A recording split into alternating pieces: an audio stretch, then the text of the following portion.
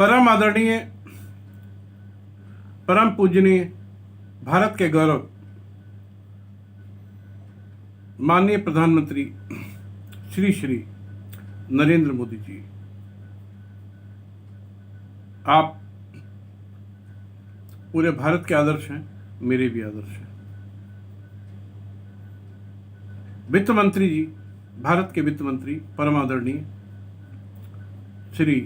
श्रीमती निर्मला सीतारमण जी, परम आदरणीय कानून मंत्री श्री रविशंकर प्रसाद जी, परम आदरणीय गृह मंत्री श्री अमित शाह जी, उत्तर प्रदेश के मुख्यमंत्री महाराज जी योगी आदित्यनाथ जी एवं भारत के सभी राज्यों के मुख्यमंत्रीगण, जो सभी राज्यों के मुख्यमंत्री मेरे लिए उतने ही आदरणीय हैं जितने अन्य सब मंत्रीगण। मैं आपको आपके चंद मिनटों का कीमती मिनट इस देश की अत्यंत गंभीर समस्या पर निवेश कराना चाहता हूं, जो इस देश की 25 करोड़ से अधिक भाइयों और बहनों के जीवन और मृत्यु से संबंधित है। मेरा नाम अजय टंडन है। मैं राष्ट्रीय अध्यक्ष ईमानदार भारतीय पार्टी हूं और एडवोकेट सुप्रीम कोर्ट हूं। 40 वर्षों से वकालत के पेशे में हूं।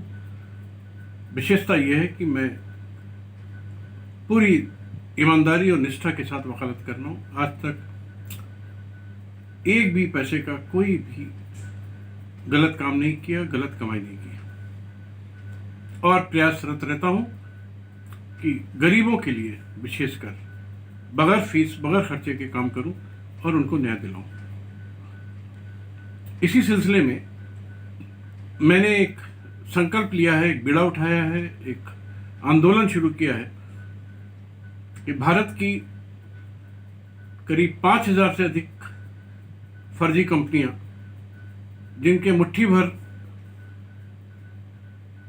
फर्जी डकैत छाप चेयरमैन ने तकरीबन 25 करोड़ की जनता को लूट के रखा है, उनका जीवन नरक से भी बदतर बना दिया है। मेरा संघर्ष उन्हीं 25 करोड़ को समर्पित है, जिसमें मेरा कोई निजी स्वार्थ नहीं है।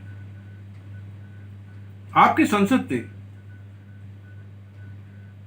2019 में एक कानून पारित किया, the banning of unregulated deposit scheme 2019, जिसके अनुसार कोई भी कंपनी, सोसाइटी या व्यक्ति बिना reserve bank, SEBI, company act या अन्य कानूनों के तहत पूरी तरह स्वीकृत लिए हुए देश की जनता से किसी भी स्कीम के नाम पर पैसा एकत्रित नहीं कर सकता। और एक्ट आने के पहले यदि कंपनी, सोसाइटी, व्यक्ति ने अवैध विधि विपरीत तरीके से पैसा एकत्रित किया हो तो ऐसा पैसा जनता को मैं ब्याज वापसी योग्य है। अब मैं आपसे सीधा सवाल करना चाहता हूं कि देश की निम्न बड़ी कंपनियां, उनके बहुत बड़े आपराधिक निदेशक जो देश को लूटने वाले हैं, लुटेरे हैं, गुंडे हैं, आज भी उपरोक्त एक्ट को ताक पर रखकर भारतीय संसद को ठेंगा दिखाकर, संविधान की धज्जियां उड़ाकर निम्न कंपनियों के नाम से पैसा वसूल रहे हैं। ये कंपनियां हैं, एक चेयरमैन है इन कंपनियों के, 100 कंपनी है करीब। इनके चेयरमैन है केडी सिंह, जो आपकी संसद राज्यसभा के 2010 से 2014 तक झारखंड मुक्ति मोर्चा से और 2014 से 2020 तक तृणमूल कांग्रेस से संसद सदस्य रहे, विवादों में रहे, आरोप लगे, इसकी जांच हुई और ठंडे बस्ते में चली गई कि इन्होंने दोनों पार्टियों को मोटी रिश्वत दी। इनकी कंपनियां मुख्यतः हैं Alchemist infra realty, Alchemist township, Alchemist capital, Alchemist holdings और इस तरह से कुल मिला के 100 कंपनियां हैं। और इस राष्ट्रीय डकैत ने, राष्ट्रीय स्तर के डकैत ने, जिसका नाम केडी सिंह है, 1 लाख करोड़ रुपया लूटा है, हड़प किया है, गबन किया है देश के 1 करोड़ लोगों से। इसके बाद दूसरे लुटेरे का नाम आता है, उनका नाम है सुब्रत राय सहारा। उन्होंने Sahara India real estate corporation, Sahara housing investment corporation, Humara India credit cooperative society, star multipurpose credit cooperative society, Sahara credit cooperative society, Saharayan universal multipurpose, इस तरह से करीब 200 कंपनियां बनाई और 5 लाख करोड़ से अधिक रुपया, करीब 20 करोड़ भारतीयों से लूटा। और आज भी लूट रहे हैं, पूरे देश में लूट रहे हैं, पैसा इकट्ठा कर रहे हैं। 8,000 इनकी ब्रांचेस हैं पूरे भारत में। तीसरी है prism industrial complex, prism Infracom, prism organic. इनके 12 डायरेक्टर, जिनमें मेन है कौशिक घोष, राजेश अग्रवाल, नवीन प्रताप सिंह। इन्होंने तकरीबन 1,000 करोड़ रुपए फर्जी डिवेंचर्स और अन्य स्कीमों में करीब 25 लाख लोगों से लूटा। इसके अलावा एक है आनंद निधि कोऑपरेटिव सोसाइटी, इसने करीब 500 करोड़ रुपए लूटा। आदर्श हाउसिंग सोसाइटी, मानिए इस तरह से करीब 5,000 कंपनी जो आज भी लूट रही हैं, और जो लूटा हुआ धन है वो वापस नहीं कर रही हैं। अब मेरा आपसे विनम्र, पूरी विनम्रता के साथ एक सवाल है कि इनका ये हरकत, ये अपराध जो आज भी बदस्तूर चालू है, पूरे भारत में चालू है, क्या ये संसद और कानून का अपमान नहीं है? क्या ये संविधान का अपमान नहीं है? क्या ये पूरे देश में लॉ एंड ऑर्डर समाप्त होने जैसा नहीं है? आपके पूरे देश के आईएएस आईपीएस ऐसे जनता को लुटते हुए देख रहे हैं, मूक दर्शन बन के बैठे हुए हैं। मंत्री, मुख्यमंत्री और केंद्रीय मंत्री और सारे मंत्री की जानकारी में सब कुछ है। तो इसका एक अपरोक्ष मैसेज ये आता है कि ये मंत्री, मुख्यमंत्री हो या केंद्रीय मंत्री हो या आईएएस हो, आईपीएस हो, इनकी इन फर्जीवाड़ा वाले लोगों के साथ और कंपनियों के साथ सहानुभूति है। क्यों सहानुभूति है ये मुझे बताने की आवश्यकता नहीं है। क्या इसके लिए देश के परम आदरणीय प्रधानमंत्री जी, गृह मंत्री जी, कानून मंत्री जी, अब कानून मंत्री जी और गृह मंत्री को ले लीजिए कि ललिता कुमारी बनाम उत्तर प्रदेश राज्य, केस नंबर 68/2008, दिनांक 12/11/2013, 40 पन्ने का प्रश्न है, जजमेंट है। खाली एफआईआर लिखने के तरीके के मामले में निर्देश दिए गए बड़े स्पष्ट, लेकिन पूरे देश के पूरे थानों में, पूरे पुलिस महकमे में, सारे आईपीएस के द्वारा इस जजमेंट का खुला अपमान हो रहा है। एक भी लाइन इस जजमेंट की नहीं मानी जा रही है पिछले 7 साल से।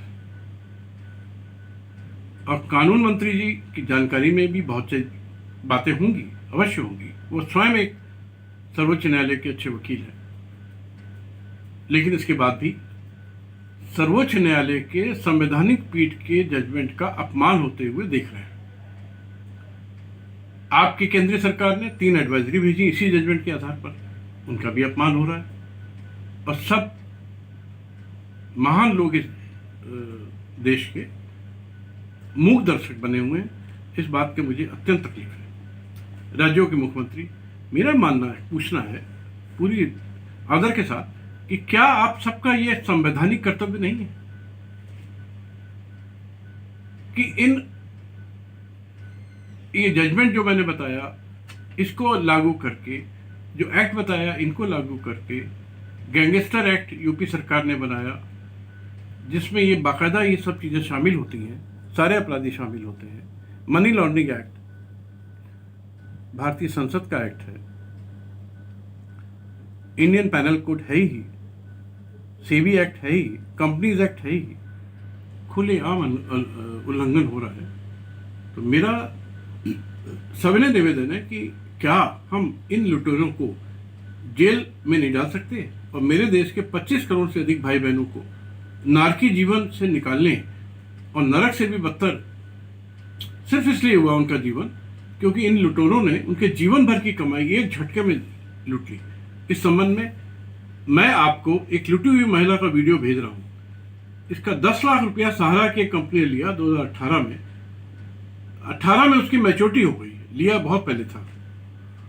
महिला दाने दाने को मोहताज है, क्योंकि 2 साल से वो उधार लेकर अपना जीवन यापन कर रही है और सहारा ऑफिस में कोई ऑफिस मैनेजर सुनने को तैयार नहीं है। वो महिला वीडियो में खुला बात कह रही है कि वो अपने और अपने बच्चों के ऊपर पेट्रोल डाल के आत्महत्या कर लेगी, लेकिन कोई सुनने वाला नहीं है। इस महिला को मैं नहीं जानता, लेकिन इसका दर्द मैंने वीडियो में जब सुना और देखा तो मुझे अपार पीड़ा हुई। आशा है आप लोगों को भी होगी। महोदय, आप भी तो इंसान हैं, इंसान होना भी चाहिए। इस महिला जैसे 10 करोड़ लोगों का हाल ऐसा ही है। 10 नहीं बल्कि 25 करोड़ का ही हाल ये है। आपको इस महिला की चीख से गरीब की तकलीफें अवश्य सुनाई देंगी, और अगर मुझे इस वीडियो का जवाब नहीं मिला तो महोदय पूरे आदर के साथ ये कहता हूं कि मैं मान लूंगा कि इस देश में मेरे जैसे साधारण व्यक्ति को देश के प्रधानमंत्री, कानून मंत्री, वित्त मंत्री, गृह मंत्री नहीं सुनते हैं, और ना उन्हें हमारे इन करोड़ों गरीबों की तकलीफ से कोई सरोकार है। देश राम भरोसे चल रहा है। इसलिए मैं पूरे आदर के साथ सभी मंत्रियों से निवेदन करूंगा कि वो अपने पद से त्यागपत्र दे दें। अब मैं ऐसी कंपनियों के लुटेरों के नाम बताना चाहता हूं। तो मैंने 2 के नाम बताइए, इनके सबकी कंपनी के नाम बता दिए आपको ऑलरेडी। एक और कंपनी है PACL, इसके चेयरमैन है मिस्टर निर्मल सिंह भंगू। इन्होंने भी 6 करोड़ लोगों से करीब 3 लाख करोड़ रुपए लुटाए। सहारा ने 25,000 करोड़ रुपए धनराशि सेबी में जमा है। सुब्रत राय सहारा इसे लेने के लिए रात दिन प्रयास कर रहे हैं, जबकि वास्तव में सहारा ने निवेशकों से हस्ताक्षर करा के उनको बहला फुसला के इन कंपनियों का निवेश, जो 2 कंपनियां जो सुप्रीम कोर्ट गई थी, सहारा इंडिया रियल एस्टेट और सहारा हाउसिंग इन्वेस्टमेंट कॉर्पोरेशन, इसका इन्वेस्टमेंट दूसरी कंपनी यानी कि Humara India credit cooperative society, multipurpose cooperative society, link star cooperative society, Saharayan universal, इसमें ट्रांसफर कर लिया है। तो एक्चुअली वो निवेशक जो 2 कंपनियों के थे जिनका मामला सुप्रीम कोर्ट में गया था, अब इन कंपनियों के निवेशक हो गए, इसलिए उन कंपनी में वो सेबी क्या नहीं जा रहे हैं। सिंपल सी बात है। लेकिन सहारा को इसका मौका मिल गया कि साहब कोई आ नहीं रहा, हमें दे दीजिए। इसलिए सभी कंपनियों का फॉरेंसिक ऑडिट कराया जाए। उपरोक्त एल्केमिस्ट का भी सभी कंपनियों का फॉरेंसिक ऑडिट कराया जाए। सभी कंपनियों का ऑडिट जो कि एक सुप्रीम कोर्ट के रिटायर्ड जज के संरक्षण में हो, और देश की इन गद्दारों की असली अपराध पुख्ता सबूतों के साथ सामने आ जाएंगे। इन कंपनियों ने जो भी पैसा लूटा है उसको उपरोक्त act banning of unregulated deposit scheme के तहत वापसी योग्य है। इसके अलावा महोदय, मैं आपको ये बताना चाहता हूँ कि इन सभी कंपनियों के खिलाफ Uttar Pradesh gangster act, prevention of money laundering act, companies act, Indian penal code, income tax act, SEBI act, अगर ये सारे एक्ट मिला दें तो इनको जो सजा मिलेगी वो सजा 50 साल से ज़्यादा होगी, और इनके ऊपर जो दंड लगेगा वो दंड इनकी संपत्तियों का 10 गुना होगा।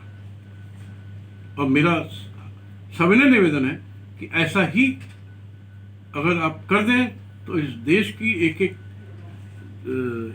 एक व्यक्ति आपका आजीवन ऋणी रहेगा। इसलिए मेरा निवेदन है कि सभी एक्ट जो इनके खिलाफ लागू होते हैं, इनके खिलाफ लागू करके इनके विरुद्ध घनघोर कड़ी से कड़ी कार्रवाई की जाए, और इन लुटेरों को भिखारी से भी बदतर स्थिति में ला दिया जाए और आजीवन जेल में डाल दिया जाए। ऐसा मेरा निवेदन है। धन्यवाद। जय हिंद, जय मां भारती।